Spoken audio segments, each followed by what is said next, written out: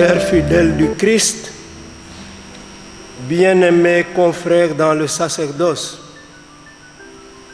la messe chrismale est dans la vie d'une église diocésaine un temps fort qui célèbre à merveille l'unité du corps que nous formons en Jésus-Christ. Oui, l'église communion est belle par sa riche diversité et son unité.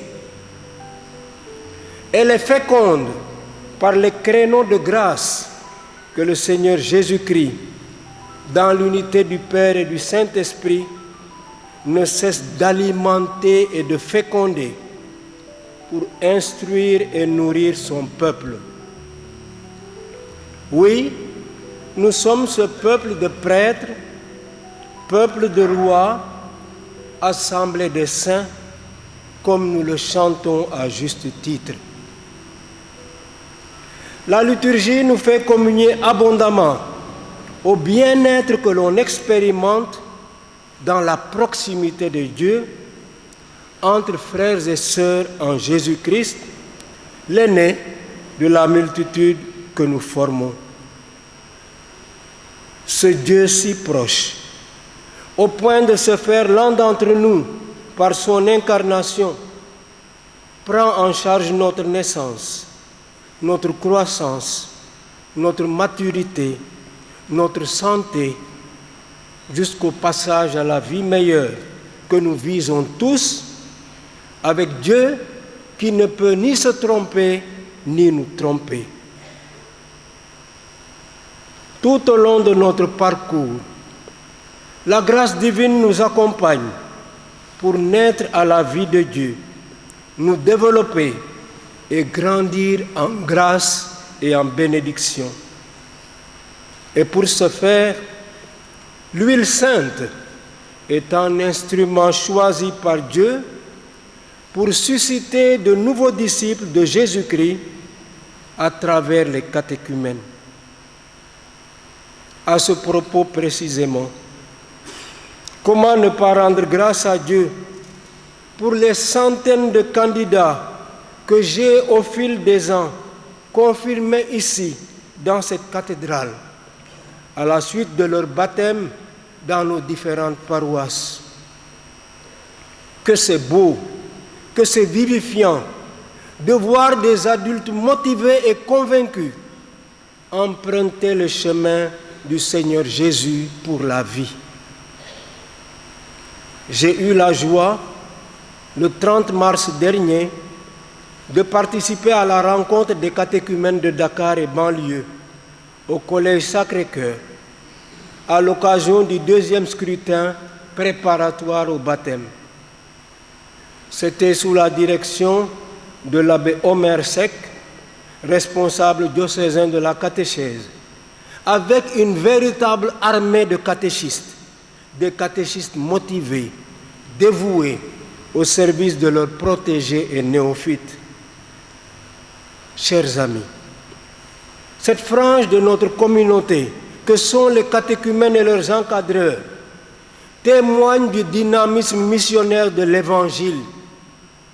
Cet Évangile qui est une force de Dieu pour le salut de tout croyant, comme l'écrit l'apôtre Paul dans sa lettre aux Romains. Bien-aimés et estimés catéchistes, que les catéchumènes bénéficient largement de votre dévouement apostolique. Bravo et merci. Je voudrais qu'on applaudisse les catéchistes.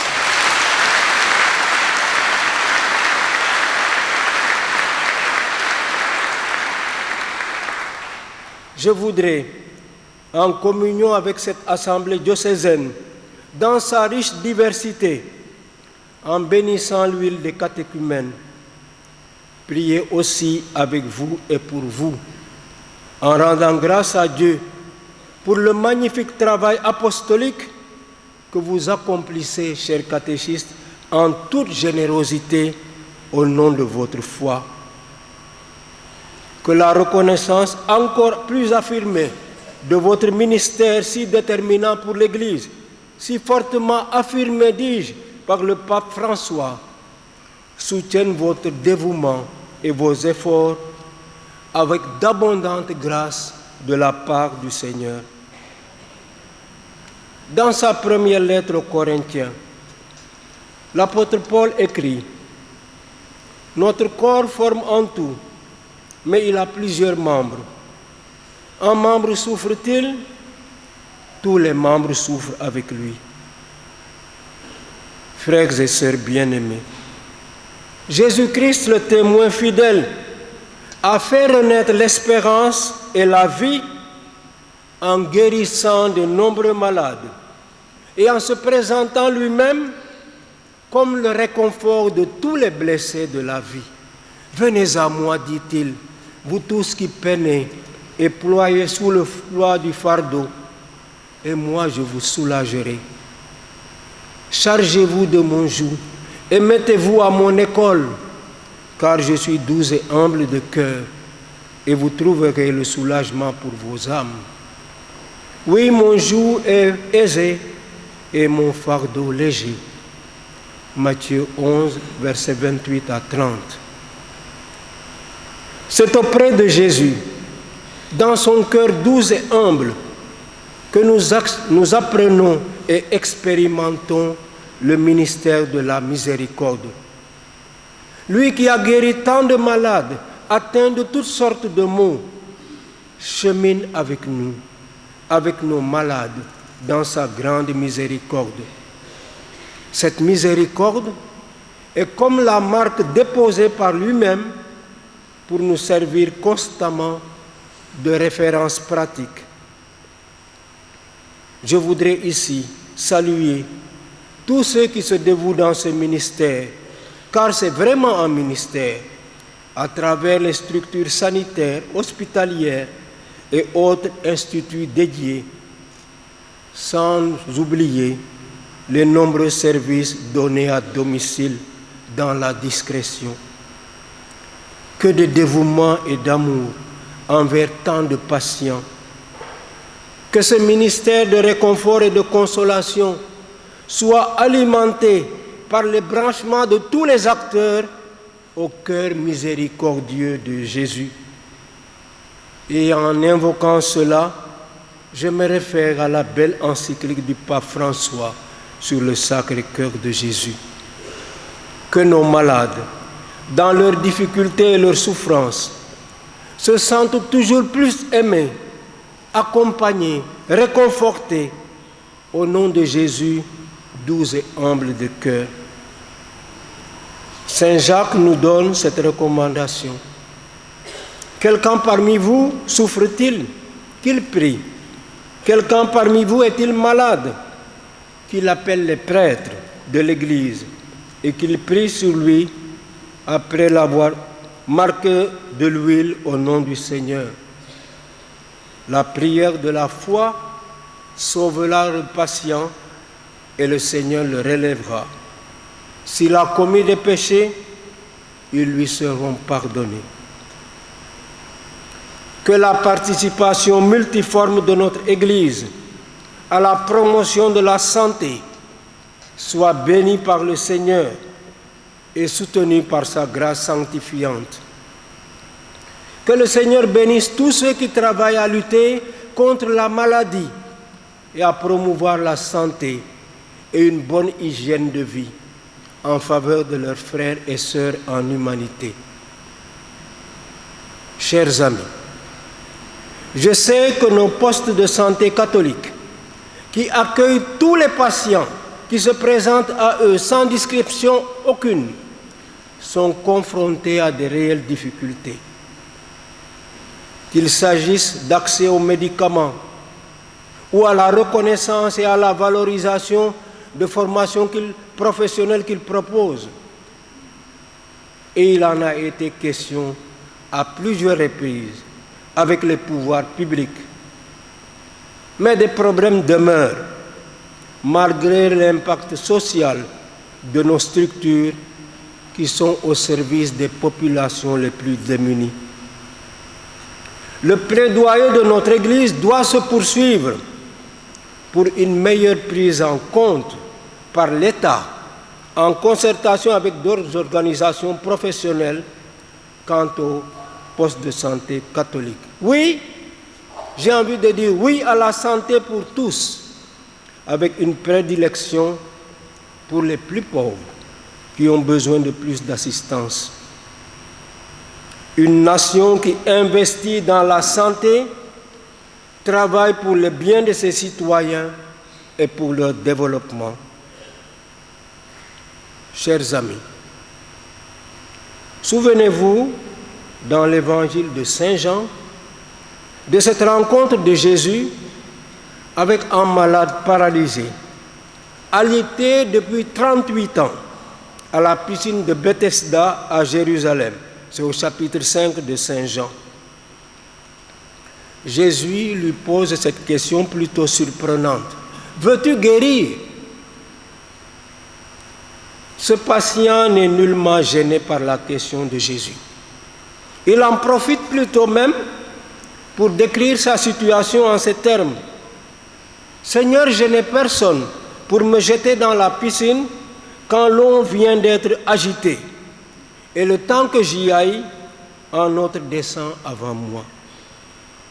C'était donc une course à la rapidité pour pouvoir profiter des effets bénéfiques des eaux mouvantes auxquelles on prêtait des vertus thérapeutiques. Des recherches archéologiques auraient confirmé l'existence à cet endroit d'un sanctuaire païen dédié à la divinité guérisseuse qu'on appelle Asclépios chez les Grecs et Sérapis chez les païens, chez les Égyptiens. Et l'emblème de ce dieu guérisseur n'est autre que le serpent suspendu en bâton que l'on retrouve dans la devanture de nos pharmacies d'aujourd'hui. La présence de Jésus dans le contexte d'un sanctuaire dédié à des dieux guérisseurs païens prend alors tout son sens. Ce que Jésus apporte à cet homme alité depuis 38 ans n'est pas de l'ordre de la magie, mais de la puissance divine qui guérit et libère. Lève-toi, prends ton grabat et marche, lui dit Jésus. Et aussitôt, rapporte l'évangéliste Saint Jean, l'homme recouvra la santé, il prit son grabat, il marchait. Chers amis, que notre prière s'intensifie en faveur de tous les malades que nous confions à la tendresse de Dieu. Oui, ô Seigneur, guéris-nous. Ô Seigneur, sauve-nous, donne-nous la paix, chantons-nous. Donne-nous la paix du réconfort, la paix qui vient de toi, Seigneur. Soulage et console tous nos malades, toi qui es doux et humble de cœur. De l'Évangile selon saint Luc. En ce temps-là, Jésus vint à Nazareth où il avait été élevé. Selon son habitude, il entra dans la synagogue le jour du sabbat et il se leva pour faire la lecture. L'évangéliste présente Jésus non seulement comme un fidèle pratiquant, mais aussi comme un acteur de la liturgie synagogale. Il fait corps avec son peuple dans sa démarche cultuelle, assurant même la lecture de la parole de Dieu. S'y ajoute cependant dans l'épisode qui nous est proposé un fait inédit, alors que tous, dans la synagogue, avaient les yeux fixés sur lui. On a envie de dire silence de cathédrale. Le peuple est à l'écoute, en attente d'un message. Et voilà que tombe de la bouche de Jésus l'actualisation même de la parole proclamée. Aujourd'hui s'accomplit ce passage de l'Écriture que vous venez d'entendre. Aujourd'hui. Toute la nouveauté est dans ce mot. Restons-en à aujourd'hui, qui est d'actualité. Même si on sait que dans la suite du texte, Jésus va échapper à une tentative d'assassinat de la part de ses compatriotes qui ne supporteront pas ces prétentions messianiques. Chers fidèles du Christ, bien-aimés confrères dans le sacerdoce, la mission est ordonnée aux hommes et femmes de notre temps, à leur aujourd'hui, pour en faire l'aujourd'hui de Dieu. Cette mission nous assigne d'abord de vivre une vraie docilité, c'est-à-dire une aptitude authentique à nous laisser enseigner et former par Dieu, par sa parole, mais aussi par les autres, qu'il nous donne comme frères et sœurs, compagnons d'humanité pour progresser dans la vie. Notre mandat missionnaire, qui nous commande d'avoir un esprit d'écoute, de disponibilité et de service, est validé et acté par la grâce du Saint-Crème que nous recevons au baptême, à la confirmation, à l'ordination sacerdotale, voire épiscopale. Marqués ainsi de la force du Saint-Crème, nous sommes alors investis d'un caractère, c'est-à-dire d'une marque indélébile qui fait de nous, avec le Christ, un peuple de prêtres, de prophètes et de rois, un peuple chargé de sanctifier, d'enseigner et de servir les autres. Nous devenons ainsi des envoyés à la suite du Christ Jésus, l'envoyé du Père. Rendons grâce à Dieu pour ce don multiforme du sacerdoce. Vivons en sanctificateurs, en enseignants et en serviteurs pour notre monde, pour qu'il se laisse sanctifier, enseigner et servir par le Christ et ses ministres, avec la grâce divine. Le Seigneur nous offre de vivre avec le pape François une année sainte, en pèlerin de l'espérance. Puissions-nous, en jubilant et en criant de joie, réaliser de nouvelles avancées dans notre témoignage chrétien. En Jésus-Christ, le témoin fidèle, allons plus loin, avançons hardiment et généreusement avec le nouveau pasteur que Dieu nous donne en la personne de Monseigneur André Gueye. Son saint patron, André, sans doute le premier même apôtre du Christ, était originaire avec son frère Pierre et Philippe du village de Bethsaïde. Bethsaïde signifie la maison de la pêche.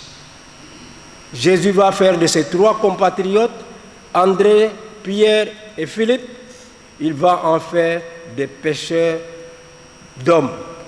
Vont passer de pêcheurs de poissons à des pêcheurs d'hommes pour être au service de l'Évangile et de l'avènement du règne de Dieu. Alors, à la suite de Saint André, que le Seigneur bénisse le ministère de Monseigneur André Gueye, votre nouveau pasteur, qu'il lui accorde la paix et la joie, qu'il le garde de tout mal et le bénisse encore et encore. Amen.